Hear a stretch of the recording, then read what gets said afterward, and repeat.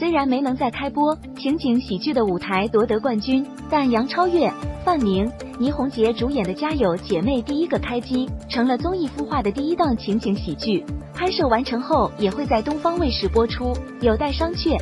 虽然过去了很多年，但提到倪虹洁，很多观众第一反应都是2001年她拍摄的婷美内衣广告，很古早，可也让人印象深刻。年轻人对她有印象，则离不开《武林外传》。倪虹洁饰演女捕快祝无双一角，虽然不如闫妮、沙溢、姚晨等知名度，但也在情景喜剧界留下了自己的名字。《武林外传》平均收视维持在5%左右，给我们看到内容为王，演技过硬，不抠图不营销。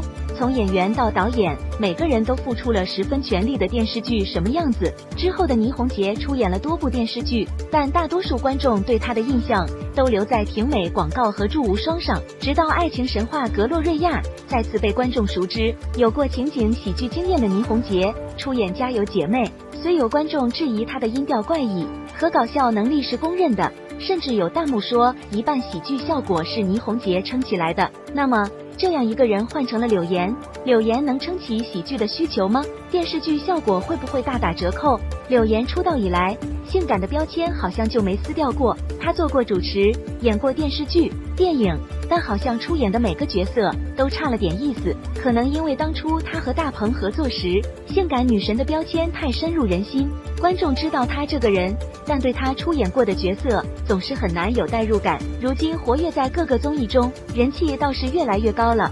不过私以为最近柳岩在《梦华录》中饰演孙三娘，角色蛮符合她气质的。这样的柳岩能演好情景喜剧吗？不好推测，只能说对柳岩来讲是个挑战。或许根源也不在换演员。我们知道，即便是在开播